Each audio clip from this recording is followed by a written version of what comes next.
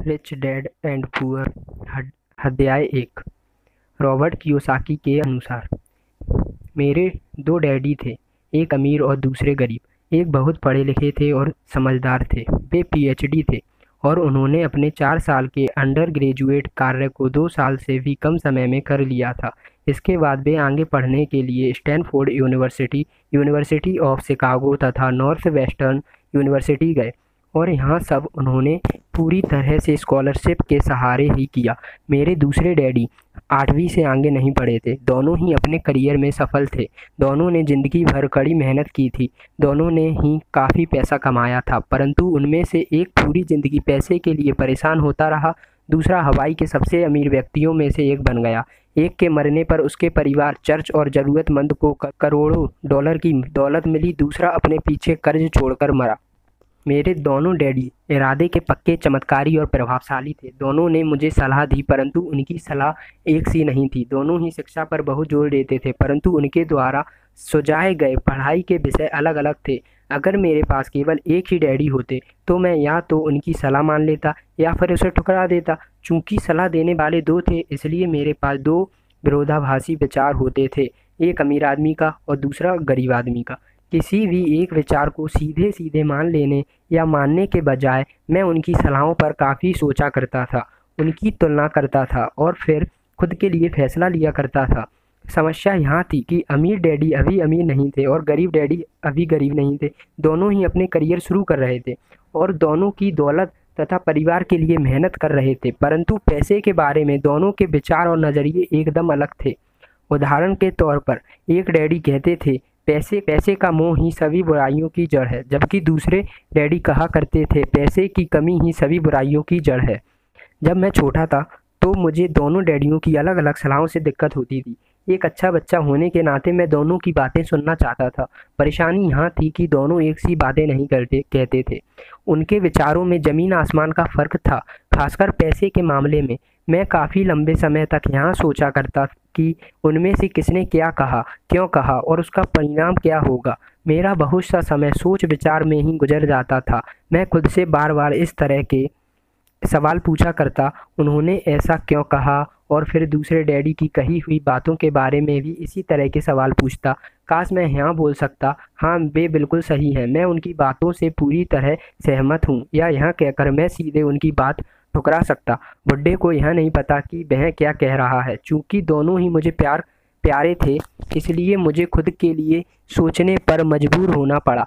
इस तरह सोचना मेरी आदत बन गई, जो आगे चलकर मेरे लिए बहुत फ़ायदेमंद साबित हुई। अगर मैं एक तरह से ही सोच पाता तो मेरे लिए इतना फ़ायदेमंद नहीं होता। धन दौलत का विषय स्कूल में नहीं बल्कि घर पर पढ़ाया जाता है। शायद इसलिए अमीर लोग और ज़्यादा अमीर होते जाते हैं, जबकि गरीब और ज़्यादा गरीब होते जाते हैं और मध्य वर्ग कर्ज में डूबा रहता है। हम में से ज़्यादातर लोग पैसे के बारे में अपने माता पिता से सीखते हैं। कोई गरीब पिता अपने बच्चे को पैसे के बारे में क्या सिखा सकता है? वह सिर्फ इतना ही कह सकता है, स्कूल जाओ और मेहनत से पढ़ो। हो सकता है वह बच्चा अच्छे नंबर से कॉलेज की पढ़ाई पूरी कर ले, फिर भी पैसे के मामले में उसकी मानसिकता और उसका सोचने का ढंग एक गरीब आदमी जैसा ही बना रहेगा। यह सब उसने तब सीखा था जब वह छोटा बच्चा था। धन का विषय स्कूलों में नहीं पढ़ाया जाता। स्कूलों में शैक्षणिक और व्यावसायिक निपुणताओं पर जोर दिया जाता है, ना कि धन संबंधी निपुणता पर। इससे यह साफ हो जाता है कि जिन स्मार्ट बैंकर्स, डॉक्टर्स और अकाउंटेंट्स के स्कूल में अच्छे नंबर आते हैं, वे जिंदगी भर पैसे के लिए संघर्ष क्यों करते हैं। हमारे देश पर जो भारी कर्ज लदा हुआ है, वह काफ़ी हद तक उन उच्च शिक्षा राजनेताओं और सरकारी अधिकारियों के कारण है जो हार्दिक नीतियाँ बनाते हैं। और मज़े की बात यह है कि वे धन के बारे में बहुत कम जानते हैं। मैं अक्सर नई सदी में आने वाली समस्याओं के बारे में सोचता हूँ। तब क्या होगा जब हमारे पास ऐसे करोड़ों लोग होंगे जिन्हें हार्दिक और चिकित्सकीय मदद की ज़रूरत होगी। धन संबंधी मदद के लिए या तो वे अपने परिवारों पर या फिर सरकार पर निर्भर होंगे। क्या होगा जब मेडिकेयर और सोशल सिक्योरिटी के पास का पैसा ख़त्म हो जाएगा? किस तरह कोई देश तरक्की कर पाएगा? अगर पैसे के बारे में पढ़ाई की जिम्मेदारी माता पिता के ऊपर छोड़ दी जाएगी, जिनमें से ज़्यादातर गरीब हैं या गरीब होंगे। चूँकि मेरे पास दो प्रभावशाली डैडी थे, इसलिए मैंने दोनों से ही सीखा। मुझे दोनों की सलाह पर सोचना पड़ता था। इस तरह से सोचते सोचते मैंने यह भी जान लिया कि किसी व्यक्ति के विचार उसकी ज़िंदगी पर कितना ज़बरदस्त प्रभाव डाल सकते हैं। उदाहरण के तौर पर, एक डैडी को यह कहने की आदत थी, मैं इसे नहीं खरीद सकता। दूसरे डैडी इन शब्दों के इस्तेमाल से चिढ़ते थे। वे जोर देकर कहा करते थे कि मुझे इसके बजाय यहाँ कहना चाहिए, मैं इसे कैसे खरीद सकता हूँ। पहला वाक्य नकारात्मक है और दूसरा प्रश्नवाचक।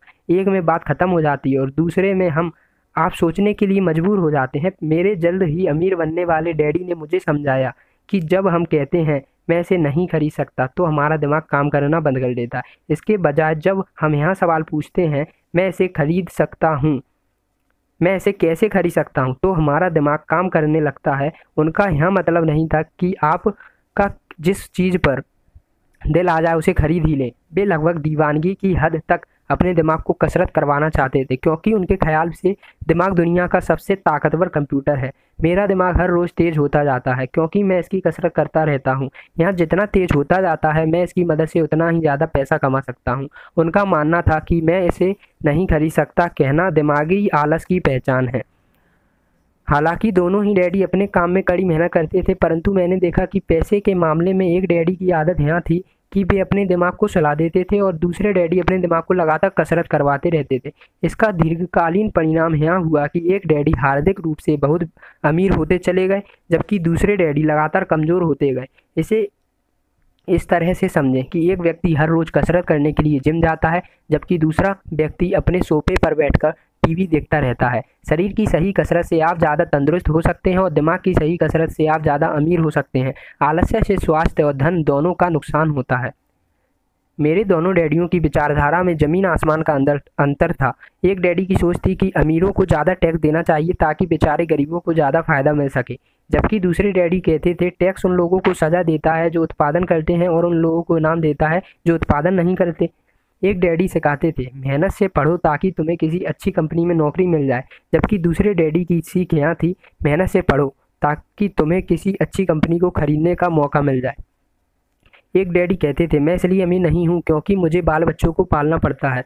दूसरे डैडी कहते थे मुझे इसलिए अमीर बनना है क्योंकि मुझे बाल बच्चों को पालना है। एक डैडी डिनर की टेबल पर पैसे और बिजनेस के बारे में बात करने के लिए हमेशा प्रोत्साहित करते थे, जबकि दूसरे डैडी भोजन करते समय पैसे की बात करने के लिए मना करते थे। एक का कहना था जहाँ पर पैसे का सवाल हो सुरक्षित कदम उठाओ, खतरा मत उठाओ। दूसरे का कहना था खतरों का सामना करना सीखो। एक का मानना था हमारा घर ही हमारा सबसे बड़ा निवेश और हमारी सबसे बड़ी संपत्ति है। दूसरे का मानना था मेरे घर मेरा दायित्व है और अगर आपका घर आपकी नज़र में आपका सबसे बड़ा निवेश है तो आप गलत हैं। दायित्व से मतलब लायबिलिटीज़। दोनों ही डैडी अपने बिल समय पर चुकाते थे, परंतु उनमें से एक सबसे पहले अपने बिल चुकाता था जबकि दूसरा सबसे आखिर में।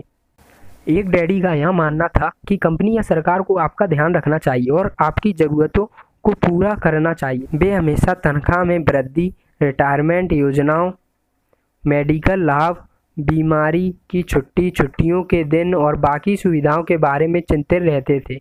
वे अपने दो चाचाओं से बहुत प्रभावित थे जो सेना में चले गए थे और 20 साल के सक्रिय जीवन के बाद उन्होंने अपने रिटायरमेंट और जीवन भर के आराम का इंतजाम कर लिया था। वे मेडिकल लाभ के विचार को पसंद करते थे और सेना द्वारा अपने रिटायर्ड कर्मचारियों को दी जा रही सुविधाओं की तारीफ करते थे। उन्होंने विश्वविद्यालयों का टेन्योर सिस्टम भी काफ़ी पसंद था। कई बार नौकरी से आजीवन मिल रही सुरक्षा और नौकरी के लाभ नौकरी से ज़्यादा महत्वपूर्ण हो जाते हैं।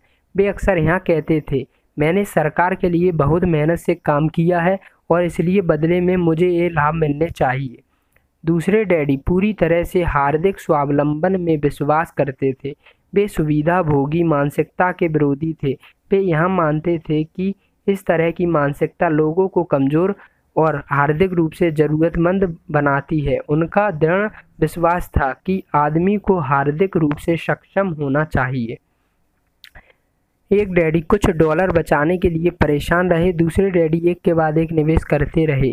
एक डैडी ने मुझे बताया कि अच्छी नौकरी तलाशने के लिए अच्छा सा बायोडाटा कैसे लिखा जाए। दूसरे ने मुझे यह सिखाया कि कैसे मजबूत व्यावसायिक और वित्तीय योजनाएं लिखी जाएं जिससे मैं नौकरी दे सकूं। दो प्रभावशाली डैडियों के साथ रहने के कारण मुझे यहाँ विश्लेषण करने का मौका मिला कि उनके विचारों का उनके जीवन पर कितना प्रभाव हो रहा है। मैंने पाया कि दरअसल लोग अपने विचारों से ही अपने जीवन को दिशा देते हैं। उदाहरण के तौर पर मेरे गरीब डैडी हमेशा कहा करते थे मैं कभी अमीर नहीं बन पाऊंगा और उनकी यह भविष्यवाणी सही साबित हुई। दूसरी तरफ मेरे डैडी हमेशा खुद को अमीर समझते थे। वे इस तरह की बातें करते थे, मैं अमीर हूँ और अमीर लोग ऐसा नहीं करते। एक बड़े हार्दिक झटके के बाद जब वे दिवालियेपन की कगार पर थे, तब भी वे खुद को अमीर आदमी ही कहते रहे। वे अपने समर्थन में यहाँ कहते थे, गरीब होने और पैसा ना होने में फ़र्क होता है। पैसा पास में ना होना अस्थाई होता है, टेम्पररी होता है, जबकि गरीबी परमानेंट होती है। मेरे गरीब डैडी यहाँ भी कहते थे, मेरी पैसे में कोई रुचि नहीं है या पैसा महत्वपूर्ण नहीं है। मेरे अमीर डैडी हमेशा कहते थे, पैसे में बहुत ताकत है।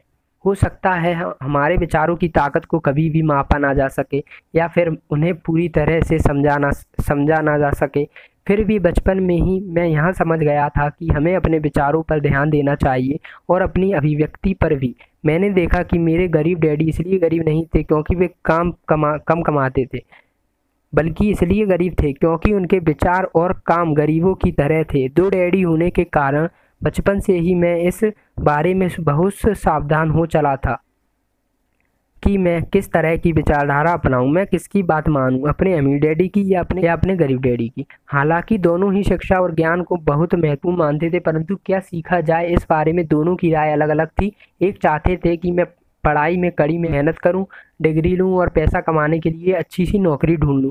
वे चाहते थे कि मैं एक पेशेवर अधिकारी, वकील या अकाउंटेंट बन जाऊं या एमबीए कर लूं। दूसरे डैडी मुझे प्रोत्साहित करते थे कि मैं अमीर बनने का रहस्य सीख लूं, यहाँ समझ लूं कि पैसा किस तरह काम करता है और यहाँ जान लूं कि इसे अपने लिए कैसे काम लिया जाता है। मैं पैसे के लिए काम नहीं करता, इन शब्दों को वे बार बार दोहराया करते थे। पैसा मेरे लिए काम करता है। 9 वर्ष की उम्र में मैंने यहाँ फैसला किया कि पैसे के बारे में मैं अपने अमीर डैडी की बात सुनूंगा और उनसे सीखूंगा। यहाँ फैसला करने का मतलब था अपने गरीब डैडी की बातों पर ध्यान ना देना। हालांकि उनके पास कॉलेज की बहुत सी डिग्रियाँ थीं जो मेरे अमीर डैडी के पास नहीं थी। पहला सबक, रॉबर्ट फ्रॉस्ट का सबक। रॉबर्ट फ्रॉस्ट मेरे पसंदीदा कवि हैं। हालांकि मुझे उनकी बहुत सी कविताएं पसंद हैं, परंतु दी रोड नॉट टेकन मुझे सबसे ज़्यादा पसंद है। मैं इसकी शिक्षा का इस्तेमाल हर रोज़ करता हूँ।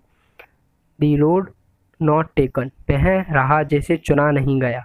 पीले जंगल में 2 राहें बढ़ती थीं और अफसोस कि मुझे एक को चुनना था, और मैं अकेला पाथिक खड़ा रहा देर तक, यहाँ देखते हुए कि यहाँ राह कहाँ तक जाती है, झुरमुटों में मुड़ने के पहले।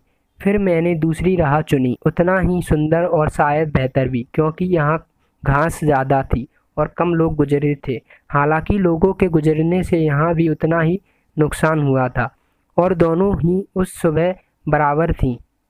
पत्तियां पर काले कदम नहीं थे और मैंने पहले को अगले दिन के लिए रखा, पर यहाँ जानते हुए कि किस तरह रास्ते निकलते हैं, मुझे शक था कि मैं कभी लौटूंगा। मैं हाहा भरकर यहाँ कहूँगा, आज से सदियों बाद शायद एक जंगल में 2 राहें बढ़ती थीं और मैंने कम चली हुई राह को चुना और इसी बात से सारा फर्क पड़ा। बहुत समय गुजर चुका है, पर मैं अब भी अक्सर रॉबर्ट फ्रॉस्ट की कविता पर चिंतन करता रहता हूँ। पैसे के बारे में अपने पढ़े लिखे डैडी की सलाह और नज़रियों को ना सुनने का मेरा फैसला दुखद था, परंतु यहाँ एक ऐसा फैसला था जिसने मेरी ज़िंदगी की दिशा तय कर दी। एक बार मैंने यहाँ फैसला कर लिया कि मुझे किसकी बात सुननी है, तो उसके बाद मेरी धन संबंधी शिक्षा शुरू हो गई।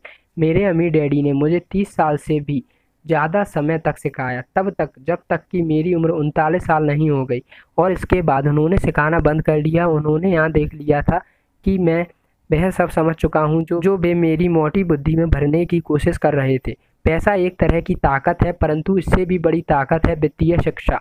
पैसा तो आता और जाता रहता है, परंतु अगर आप यहाँ जानते हैं कि पैसा किस तरह से काम करता है, तो आप ज़्यादा ताकतवर हो जाते हैं और आप दौलत कमाना शुरू कर सकते हैं। केवल सकारात्मक चिंतन से ही समस्या हल नहीं हो सकती, क्योंकि ज़्यादातर लोग स्कूल में पढ़ते हैं और वहाँ वे कभी यहाँ नहीं सीख पाते कि पैसा किस तरह से काम करता है, इसलिए वे पैसे के लिए काम करने में अपनी सारी ज़िंदगी बर्बाद कर देते हैं। मेरी शिक्षा जब शुरू हुई थी तब मैं केवल 9 साल का था। इसी कारण मेरे अमीर डैडी ने मुझे जो पाठ पढ़ाए थे वे बहुत आसान थे, और सारी बातों को छोड़कर विचार किया जाए तो उन्होंने मुझे 30 सालों तक कुल 6 महत्वपूर्ण पाठ पढ़ाए। यह पुस्तक उन्हीं 6 पाठों के बारे में है और इसे भी उतना ही आसान बनाने की कोशिश की गई है जितना कि मेरे अमीर डैडी ने इन्हें मेरे लिए आसान बनाया था। यह पाठ आपके लिए जवाब की तरह नहीं लिखे गए बल्कि मार्गदर्शक की तरह लिखे गए हैं। ऐसे मार्गदर्शक जो ज़्यादा अमीर बनने में आपकी और आपके बच्चों की मदद करेंगे, चाहे बदलती हुई इस अनिश्चित दुनिया में कुछ भी होता रहे। धन्यवाद दोस्तों, इस ऑडियो बुक को पूरा सुनने के लिए। अब हम अगली वीडियो में या नेक्स्ट वीडियो में अध्याय 2 यानी चैप्टर 2 सबक 1 के बारे में बात करेंगे, जो कि है अमीर लोग पैसे के लिए काम नहीं करते। धन्यवाद, अगली वीडियो में मिलते हैं। अगर आपको हमारी वीडियो पसंद आई हो तो हमारे चैनल को सब्सक्राइब करें और वीडियो को लाइक करें और इस वीडियो को अपने दोस्तों तक शेयर करें ताकि वो भी इस ऑडियो बुक को सुन सकें और शायद कुछ सीख सकें। धन्यवाद।